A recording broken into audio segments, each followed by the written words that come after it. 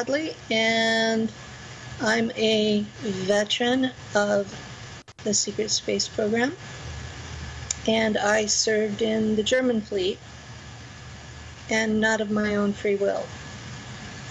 None of us that served in any of these projects were there by our own free will. We were all kidnapped at one point in our early childhood in my generation, and as time went on, they started taking older kids. The excuse was that the adults, when they were subjected to space, went insane because it was too foreign to what they could understand. Their mindset of what was truth was too hardened. And that little kids didn't know the difference, so we wouldn't go insane. Except that wasn't entirely true. A lot of us did. I have no memories from before I was 4 years old. None. I've got photos, so I know I was there and interacted with family. And I've heard stories about my family having sheep that they raised and me throwing a fit when Mom used the wrong nipple on my bottle. But I don't remember it myself. When I was kidnapped at 4, I was mind-wiped completely and taken to Langley. And I was in a hospital-like prison for most of the next 5 years. I had a little room that was mine. It was big enough for a cot and a wash basin and a little toilet and a camera that was always watching me. The walls were white, the bedding was white, my pajamas I was in were white. White was the only color I saw. I was in room number 7. So, you know the movie V? Yeah. Where the man who was in room number 5 eventually forgot his name and just became 5 and put V on his arm, I think it was. Well, I was like that. I was number 7. And my initial mind fracture was done by being drowned in the closest thing that people would understand is a whirlpool tub that was turned off. I was just shoved into it head first and left there until I inhaled the water. I have a friend who cannot come public that thinks that this was done because when we are in the regen tanks, we have to breathe the fluid. So he thinks that that is the reason that they drowned us, was so we would breathe fluid. But I don't think so. That may have been a side effect of it. But the intention was to fracture our minds so that there would be programmable bits for them to use as separate people with no shared memory. Because when a child goes through trauma, they form alters.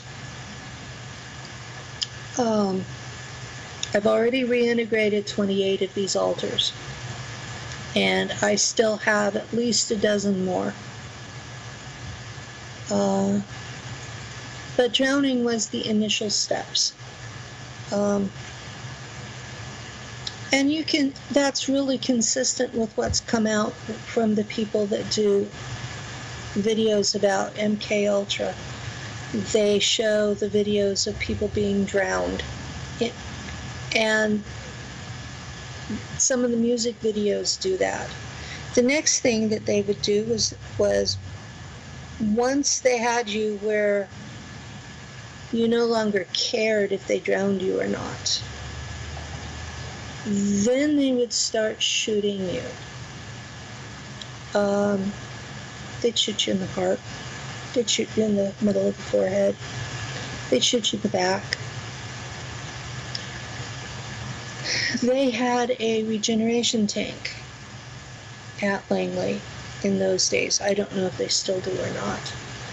But they'd shoot you, and then you'd wake up inside the regeneration tank, and you'd be whole again. Well, it didn't take you very long to figure out that death was not an option. About how many times would you say that you went through that whole process? Can you remember?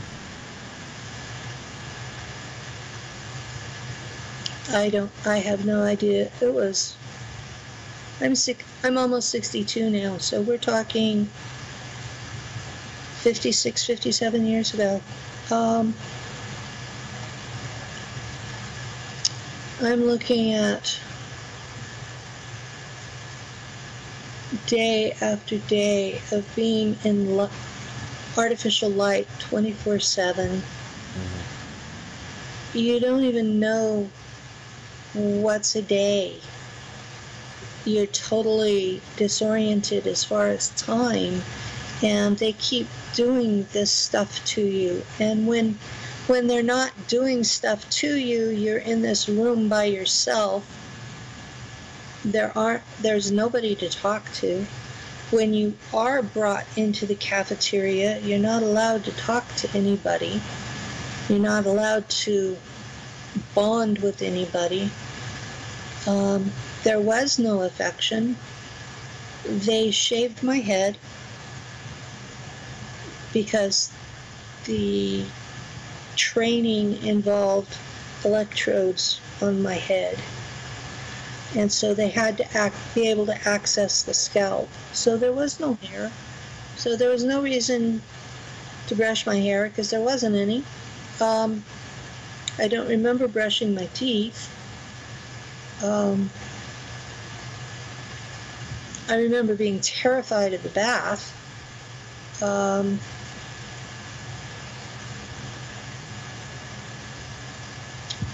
I have a vague memory of bathing being... They probably thought it was a shower, but they were hosing us off.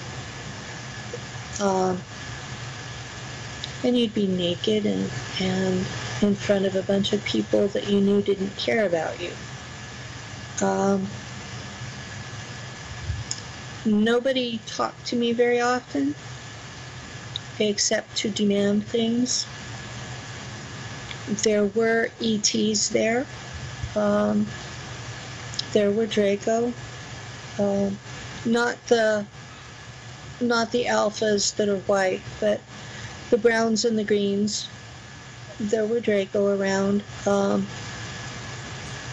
The only being that was ever kind to me there was a Naga that wore a lab coat like she was a doctor. It was kind of disconcerting, even for a child, to be looking at this 9-foot-tall snake being wearing a lab coat. But yeah, she was black with white, and she had the most striking blue eyes, and she was the only being at Langley that was kind to me. I do have a bunch of weird memories from Langley. There was some Christmas festival where they deliberately went through and blocked my memories so I can see the people's feet and legs. But they literally go invisible from the hips up. Everybody in the room is like, whoa, they sure didn't want me to identify them. But I can see the Christmas tree in the corner, and I can see all these people in suits, and I know there's food and drink, and they let me have a piece of cake, which was very unusual for them. They generally weren't good to us. And it was a time I was in a dress instead of the white cotton pajamas. And I was kidnapped in 1959, so little girls wearing pants was forbidden. That was wearing men's clothes. American society, women didn't wear pants in public until about the mid-70s. So this was, being in pajamas all the time was, and then to suddenly be in a dress was like really a special thing. And I don't remember ever being in a dress again, just that one time. Other things they did to us. If you refused an assignment, you would be put into an electric chair and electrocuted, and then put in the regen tank. So turning down an assignment was not acceptable. And assignments would be things like shooting each other, or killing animals with your mind, or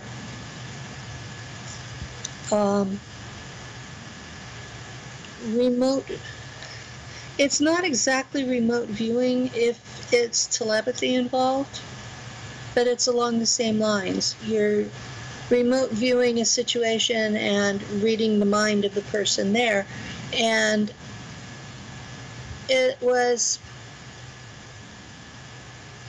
I wasn't good at it. I was better at reading their emotional state, but that wasn't what they wanted.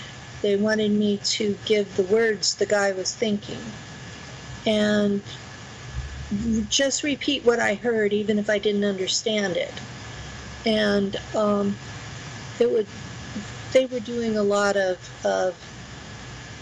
spying on Russians and Chinese in those days. And I just wasn't good at it, so I was electrocuted several times. There were several trips to Montauk. Now, I know that Stuart Swerdlow says that Montauk started later and that it was all boys. But he hasn't been told the full truth. It started, the time tunnel was operational about 1960, and the first generation of kids that were taken into the SSP all had to survive the time tunnel first, boys and girls. And the girls tended to go multidimensional rather than travel in time. And so the Scientologists that were running the place got really, really mad at me because I would go multidimensional and just leave. They couldn't find me because their computer was set up just for time travel. And they had an incinerator for the kids that came back too crazy to salvage. And they wanted to put me in it, and the brown Draco that was there told them not to chip me instead so that I could be found. So I've been chipped since I was 6 years old. And I only remember one trip that I did that was time, but I know I was there for months, so I know there had to have been more. The one that I remember is going into the tunnel and seeing a general store in the back, and they show the time tunnel with these nice pretty ovals. Well, when it's turned on, they wiggle and they grab at you, and so you have to avoid the wiggle while you're focusing on the target. And the person in the chair can make it go somewhere else if that's what you want to do, which overrides the computer, because the chair is set up to be a relay between the psychic ability of the person and the computer. It's a form of cyborg, because it's connecting into you, and so you're operating it through your consciousness. And a lot of the tech in the secret space program is based on that concept of a human consciousness runs the tech. But so here I am, the 6-year-old kid, and I'm supposed to be going to this general store. And from what I remember of the styles, it was in the 1880s, somewhere in the West. And I was supposed to go, and they had these apples in bushel baskets, wooden ones, and they were on display outside the store. And I was supposed to go steal one of the apples and bring it back. Now, they make it look like this time tunnel trip is just you're there and you're back. And it looks that way to the person in the chair. But to everybody else, just the simple going and coming back takes about 3 weeks.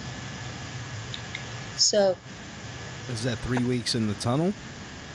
It's the 3 weeks is in the tunnel, but it's not.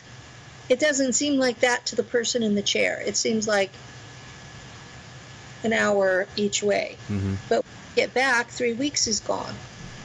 And that's not counting any time that you spent there. But I was supposed to just go and come back, because bald-headed little girls were not common in the 1880s. So, but that would have been an anomaly that would have raised all sorts of flags. So I was supposed to not be seen. And so I came back with this apple, and they said, don't eat it. And I'm like, why? I'm a good to always ask why. And they said, because someone else is going to have to put it back. I'm like, why? Because you'll change the time, the continuum. And it's, oh. I'm like, all right, that sort of half makes sense.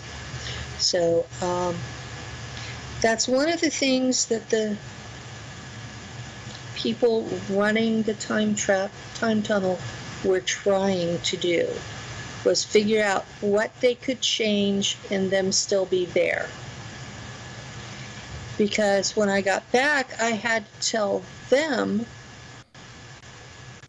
what was different when I got back about them, so they would know who by something as simple as changing an apple out, what changed. Because they had this thing, they were using the time tunnel to go back in time and change events to give the CIA more power now. Looking back on it, I think that's why Kennedy was killed, was because he was planning to dismantle the CIA. And they were doing all these things to give themselves more power. They really don't have a charter as such, They were told in the 70s to stop interfering with American citizens. They were told to stop MK Ultra. Well, we all know they didn't. Mm-hmm. They just changed the name and went underground with it. But when I was there I was there at Langley, which was at that point a CIA installation. I was there from summer 1959 until they sent me to Mars in 1964, with a couple of trips to Montauk in the middle. But they were looking for people who had the talent to be able to go back in time, fit in with the culture,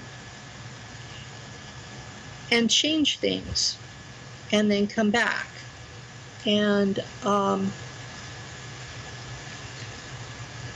guess I'm lucky I didn't meet their criteria for that, because I would go higher dimensional instead.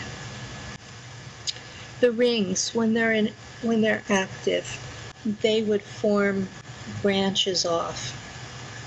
You would have your main tunnel, and you would have a branch off here and a branch off there, and maybe one above. And if you looked too close at the rings, they would guide you off. So you had to focus on the picture that was in front of you. And sometimes it would change while you were in the tunnel. You know, we're talking about a 6-year-old kid with a short attention span. And I would decide I didn't want to come back. And I got in a lot of trouble for that. But at that point I realized they weren't going to kill me dead, or at least not leave me that way. I've always been a bit of a rebel. So did they come and get you?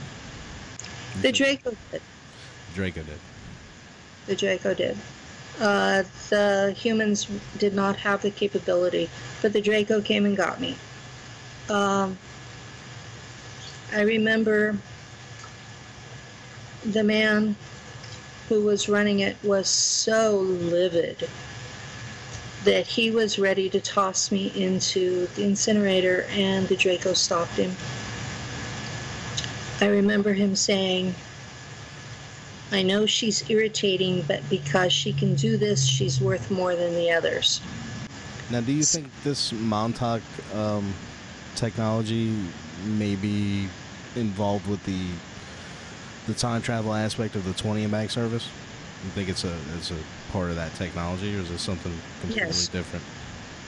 It's a variation of it. Instead of making a complete time tunnel like they did at Montauk, they have a machine that's about the size of an MRI machine, and you're in it, and you come in one point and you come out where they send you to, which with the 20 and back program, they send you back to the time and place where they got you.